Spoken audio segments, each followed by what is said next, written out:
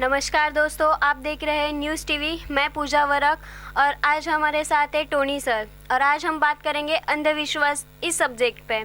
तो सर, क्या आप इस सब्जेक्ट के बारे में हमसे बात करने के लिए तैयार है? जी, मैं तो तैयार हूँ। आपने बुलाया है तो मैं तो तैयार ही हूँ। Thanks for calling me Puja. Welcome sir. तो चलिए आज हम शुरुआत करते हैं पहले सवाल के साथ। सर, अभी सभी और सुपरस्टिशन फैला हुआ है। सभी ओर से सुपरस्टिशन का अलग अलग मीनिंग निकल रहा है। तो सुपरस्टिशन को आपको देखने का कैसा नज़रिया है?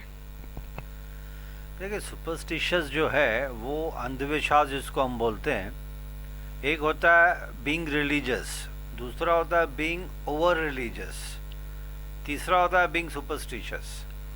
अब मैं सबसे पहले तो मैं हाथ जोड़ के ऑडियंस से माफ़ी मांगना चाहूँगा कि अगर मेरी कोई ऐसी वैसी बात आपको बुरी लगे या मेरे मुंह से ऐसे कोई शब्द निकल जाए तो मैं पहले से ही आप लोगों से माफ़ी मांगकर अपोलोजाइज़ कर देता हूँ, क्योंकि ये बहुत सेंसिटिव इशू है। क्योंकि इंडिया में रिलीजियस मानने वाले मेरे ख्याल से 90% लोग पकड़ के चलते हैं, फिर अलग अलग रिलीजन्स को मानने वाले होते हैं। लेकिन कभी कभी क्या होता है पूजा कि हम खुद को पता ही नहीं चल रहा है कि हम रिलीजन और रिलीजियस होते होते होते कब सुपरस्टिशियस में कदम रख दिया हमने। एक होता है, अभी आपने जैसे वर्ड यूज़ किया अंधविश्वास, यानी कि वर्ड इटसेल्फ डिस्क्राइब्स अंधविश्वास। एक होता है विश्वास, दूसरा है अंधविश्वास। अंध मतलब अंधा, यानी कि ब्लाइंडली किसी की भी चीज़ को फॉलो नहीं करना है कि बिल्ली रास्ता काट के गई तो फिर आपका काम खराब हो जाएगा, आप नहीं जाओगे सॉरी। तो ये अंधविश्वास में माना जाएगा ना। अब बेचारी बिल्ली है, वो भी जानवर है, लिविंग बीइंग है एक, बराबर है, उसमें भी जान है। वो तो जाने अनजाने में, अच्छा ये तो छोड़ो, जब जिसके घर में बिल्ली पली हुई है, राइट, तो वो कितनी बार वो बिल्ली एक जगह तो घर पे बैठेगी नहीं। पेट, जैसे पेट डॉग्स होते हैं, पेट कैट्स भी होते हैं।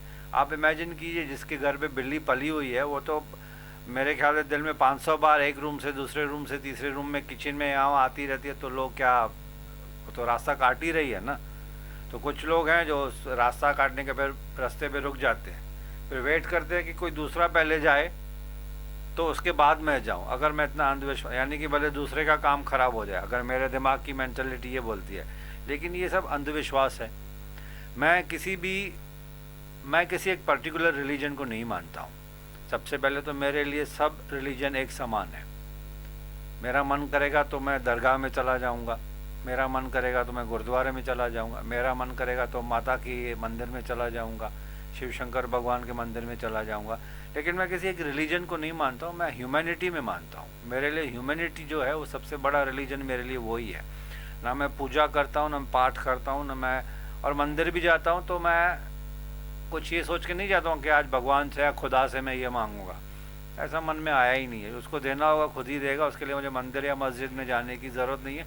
ये मेरा मानना है, बट मैं अपनी आइडियाज़ पब्लिक को इम्पोज नहीं कर सकता हूँ। हर एक का अपना अपना तरीका है, हर एक का अपना अपना विश्वास है। लेकिन आपने पूछा है कि सुपरस्टिशियस मैं नहीं मानता हूँ। आप किस नज़रिए से उसको देखते हो? मैं मानता ही नहीं हूँ ना। फॉर एग्ज़ाम्पल, अब कितने लोग हैं जो मुझे बोलते हैं कि सैटरडे के दिन ये काम मत करो, राइट। एक छोटा सा, मैं अभी आपने बोला तो मैं एक और चीज़ बता रहा हूँ कि कुछ लोग हैं जब प्रॉपर्टीज़ खरीद करते हैं तो वो साउथ फेसिंग प्रॉपर्टीज़ अच्छी नहीं मानी जाती है। वेरी सॉरी टू से दिस, जो लोग साउथ प्रॉपर्टीज़ में रह रहे हैं उनको शायद बुरा लगेगा, लेकिन मैं नहीं मानता हूँ। कुछ लोग मानते हैं, लेकिन मैं नहीं मानता हूँ इन सब चीज़ों को। मैं साउथ की प्रॉपर्टी हो, नॉर्थ फेसिंग हो या वेस्ट फेसिंग हो, मुझे कुछ, हाँ मेरे लिए है कि अच्छा व्यू होना चाहिए, बराबर है। प्रॉपर्टी मेरे बजट में होनी चाहिए तो मैं ख़रीद लूँगा। मैं नॉर्थ साउथ ईस्ट फेसिंग नहीं मानता हूँ। अच्छा, इसके पीछे लॉजिक मैं आपको समझा देता हूँ। अब एस्ट्रोलॉजर से, न्यूमरोलॉजिस्ट है, वास्तुशास्त्र वालों से पूछोगे, उनका तर्क अलग होता है, उनकी मान्यता अलग है। मैं उनकी मान्यता के बीच में इंटरफेयर नहीं कर सकता हूँ कि उनका खुद का पर्सनल व्यू है वो, लेकिन मैं नहीं मानता हूँ। अब आप मुझे बताइए कि north south east west 4 divide करें, राइट, पूरी दुनिया में 4 डिवाइड करें तो 25 25 25 हो जाएगा। तो अगर जो साउथ फेसिंग प्रॉपर्टीज़ में रहते हैं तो क्या वो प्रॉस्पर नहीं किया उन्होंने, या उन्होंने तरक्की नहीं की है? और अगर नॉर्थ फेसिंग अच्छी है, वेस्ट फेसिंग अच्छी है, तो उनके घर में कभी मौत नहीं हुई है, या उनका कभी कोई नुकसान नहीं हुआ है, या उनके बच्चे कभी फेल नहीं हुए, या उनके घर में कभी डिवोर्स नहीं हुआ, या उनके कभी झगड़े नहीं होते हैं हस्बैंड वाइफ के, फैमिली में कभी डिस्प्यूट नहीं हुए। तो ये सब चीज़ें क्या फ़ायदा है इन सब चीज़ों में? मन साफ रखो, कर्म अच्छे करो, वही सबसे बड़ा रिलीजन है मेरे लिए। मन साफ, लोगों की मदद कर सकते हो तो करो, किसी का बुरा मत करो। That is the biggest religion for me. And जब मैं रिलीजन को ही नहीं मानता हूँ तो सुपरस्टिशियस तो मेरे लिए बहुत दूर की बात हो गई। Am I right? There is a thin line difference between being religious, over religious and superstitious. मतलब समझाऊं 2 मिनट में। रिलीजियस यानी आप धर्म को मानते हो। जब आप थोड़ा सा ज़्यादा मानना शुरू करोगे कि राहु केतु आ जाएगा, अमावस है, शाम को 7 बजे के बाद ऐसे नहीं करना है, सुबह 5 बजे से पहले करना है, फास्ट रखना है, हाँ, तो ये अमावस ये सब चीज़ें, तो चलो आपका सवाल उसके बाद में है तो मैं उसका जवाब भी बाद में ही दूंगा। लेकिन मैं ना रिलीजन को मानता हूँ तो सुपरस्टिशियस को तो मानने का सवाल ही नहीं होता। मैं हर रिलीजन को मानता हूँ, लेकिन किसी एक रिलीजन के पीछे नहीं पड़ता हूँ मैं। Humanity is the biggest religion for me, cut short. तो सर आपने ये एक लाइन तो सदियों से सुनी होगी कि श्रद्धा रखो पर अंधश्रद्धा मत रखो। तो इस लाइन के बारे में आप क्या सोचते हैं कि इसको किस प्रकार से लेना चाहिए? वही तो मेरा जवाब, मेरी आदत क्या है ना, जवाब मेरे लंबे लंबे होते हैं। आप मुझे काट सकती हैं बीच में। I have this habit, I am a professor and teacher and trainer हूँ ना, तो हम लोग की आदत होती है लंबे लंबे जवाब देने की। You have the authority to cut me short, I won't mind it. जब मैं सुपरस्टिशियस को मानता ही नहीं हूँ तो उससे रिलेटेड कोई भी चीज़ को नहीं मानता हूँ। तो सर मतलब अभी मानने वाले भी बहुत है और नहीं मानने वाले भी बहुत है, जो कि सिर्फ धर्म के ऊपर नहीं रहते, वो प्रैक्टिकल सोचते हैं। लाइक अभी फॉर एग्जांपल हम लोग ले लेते हैं, हम किसी मंदिर में जा रहे हैं तो वहाँ पे पूजा की थाली लेके जाते हैं। स्त्री मतलब जो लेडीज़ होती है वो ज़्यादा करके लेके जाती है, तो उसमें दूध होगा, फ्रूट्स होंगे, ठीक है, वो लेके जाते भगवान के लिए। पर वही मंदिर के बाहर ना सीढ़ियों पे कई बार ऐसा देखने को मिलता है कि बच्चे बैठे हैं जिनको सच में ज़रूरत है, पर वो जो मंदिर में पूजा के लिए जाने वाले वहाँ मंदिर में भगवान के ऊपर चढ़ाएंगे पर उनको नहीं देंगे। तो क्या ऐसे उनको भगवान प्राप्त होते हैं? क्योंकि उनका ऐसा सोच होता है कि भगवान ऐसा करेंगे तो उनको प्राप्त होते हैं। इसके ऊपर आप क्या कहना चाहेंगे? ये घुमा फिरा के बात उधर ही आके अटक जाती है कि मैं मंदिर जाता नहीं हूँ, मैं किसी भी वर्शिप प्लेसेस में नहीं जाता हूँ। नहीं sir, I am coming to your answer कि आपका कहने का मतलब है कि जो नारियल, फ्रूट या प्रसाद जो कुछ भी है वो भगवान के यहाँ पे चढ़ावा न चढ़ा के बाहर जो गरीब लोग बैठे हुए हैं उनको दे दें। क्या हुआ, कुछ प्रॉब्लम है? नहीं ना? हाँ, तो कुछ भगवान को न चढ़ावा करके बाहर जो गरीब लोग बैठे उनको खिलाएं, आपका कहने का मतलब यही है, राइट? तो मैं तो इसमें बचपन से ही मानता हूँ कि मैं भगवान को नारियल न चढ़ा के वही नारियल अगर मैं या फ्रूट मैं किसी गरीब बच्चों को दे दूँ तो मुझे ऐसे लगेगा कि मैंने भगवान को खिला दिया। कि देखिए, हर धर्म में कुछ 4 या 5 चीज़ें रहती हैं, कॉमन रहती हैं। फिर वो आप मुस्लिम धर्म, हिंदू धर्म, बौद्ध धर्म, जैन धर्म, उनमें 4 या 5 चीज़ें कॉमन रहती हैं। आपका गुरुद्वारा हो कि भाई किसी को सताओ मत, मदद करो, जो खाना खाते हो उसमें से थोड़ा सा हिस्सा आप गरीबों के लिए रखो।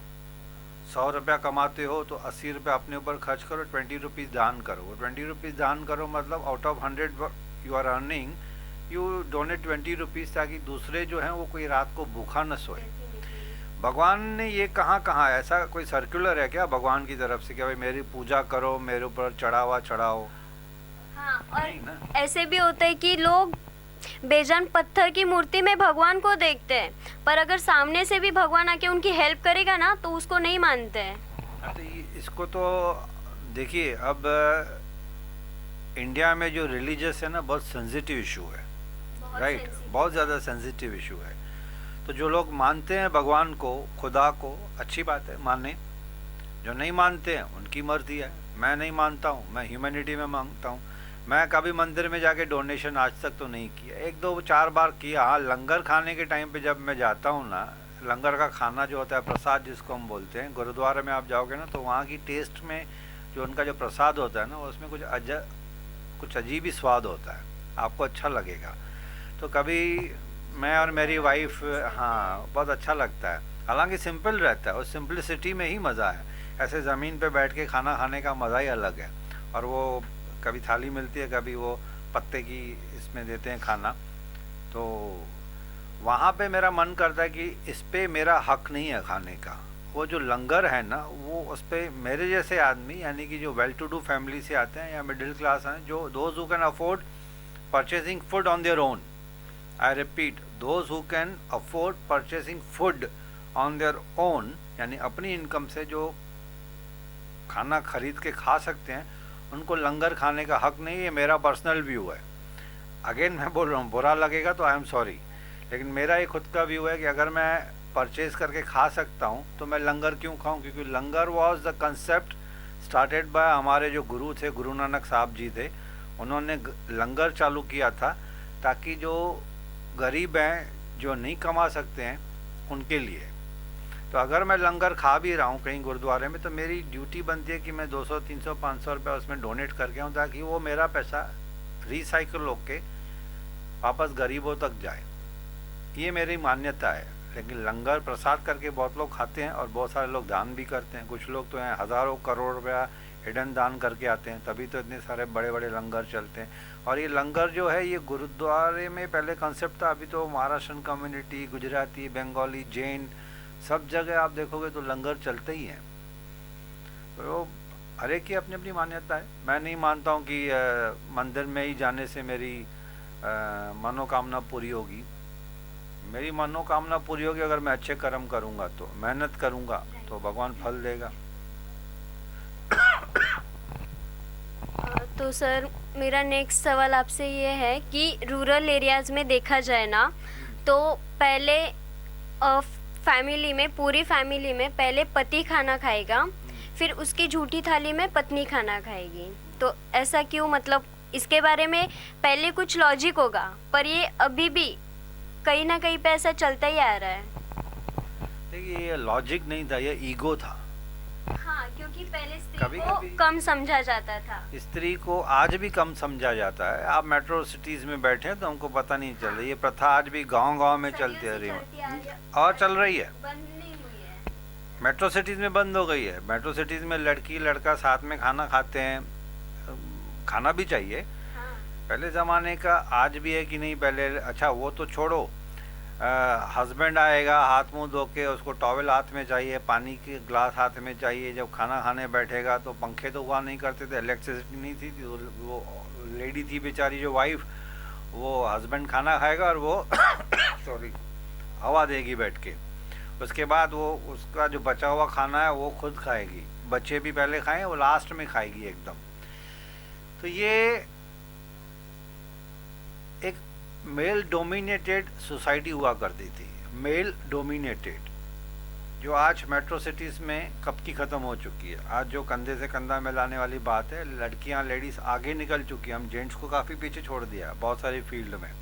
तो ये तो सपने में भी, आज अगर मैं अपनी वाइफ को बोलूँ कि पहले मैं खाना खाऊँ बाद में तू खा, तो मैं मार ही खाऊँगा। खाना तो बाद में खाऊँगा, पहले मार खाऊँगा। और खानी भी चाहिए, खानी भी चाहिए। अगर मेरा इतना गंदा विचार है तो पहले मैं मार खाऊं बाद में खाना खाऊं, राइट? तो ये गंदा ईगो था एक, इसमें कोई लॉजिक नहीं है, ना ही कोई रिलीजन है इसके पीछे। क्या रिलीजन हो सकता है? कुछ भी नहीं सर। तो ये ईगो था ना। हाँ, और पहले मतलब मर्द लोगों ने ईगो बना के रखा था। वो उस टाइम पे ब्राह्मण जो थे, उन्होंने अपना ईगो बना के, जैसे आप देखिए सोसाइटी का चेयरमैन सेक्रेटरी होता है, तो धीरे धीरे चेयरमैन सेक्रेटरी क्या होते हैं? वो ट्रस्टी होते हैं, केयर टेकर्स हैं सोसाइटी के। लेकिन अगर वो 5-10 साल से कंटिन्यूसली चेयरमैन बनेंगे, उसमें ईगो आ जाता है। एक मंदिर के पुजारी को आप सारा दिन पैर पड़ोगे तो उसको भी उसको भगवान किसने बनाया? लोगों ने ना। लोगों ने उसको बार बार जाके मंदिर के पुजारी को बेटी की शादी है, कुंडली दिखाना, ये करना, वो करना, उसको भगवान का दर्जा हम ही देते हैं। तो बेचारे में ईगो तो आएगा ही आएगा। वो कोने में बैठा रहेगा, कोई पूछेगा नहीं, तो कहाँ से ईगो आएगा? ईगो देने वाले भी हम ही हैं, बराबर है ना। मैं जाऊँगा पुजारी को हाथ जोड़ूंगा, वो भी इंसान है, उसका रोजी रोटी है, उसको कुछ दान पुण्य मिलता होगा मंदिर में बैठने से, हो सकता है वो सैलरी बेसिस पे हो, तो मैं उसको हाथ जोड़ूंगा। इसके लिए नहीं कि वो पुजारी है, नहीं, वो इंसान है, इसके लिए। बाकी मैं उसे कभी सलाह नहीं लूँगा कि मंडे के दिन ऐसे करूँ या ट्यूसडे के दिन ऐसे करूँ या अमावस्या है या पूर्णिमा है, वो तो मैं कुछ मानता ही नहीं, तो वो बेचारे पुजारी से मैं क्यों पूछूंगा। मैं उसको हाथ जोड़ूंगा, रेस्पेक्ट करूँगा, just as a human being, not as a pujari. तो ये पहले ज़माने में ईगो था, मेल डोमिनेटेड सोसाइटी थी कि पहले सब मर्द करेंगे, उसके बाद औरतें करेंगी। अब तो ख़त्म हो गया, अब दूर दराज गाँव में अभी भी चल रहा है, वहाँ पे भी ख़त्म होगा, इंटरनेट पहुँचेगी वहाँ पे भी। आप जैसे यंग लड़के लड़कियां जब पूछेंगे वहाँ पे जाके सवाल, तो उनका भी दिमाग खुल जाएगा। 90% तो ख़त्म हो चुका है, 10% रिमोट एरियाज में चल रहा होगा अभी भी। तो सर अभी मेरा नेक्स्ट सवाल आपसे ये है कि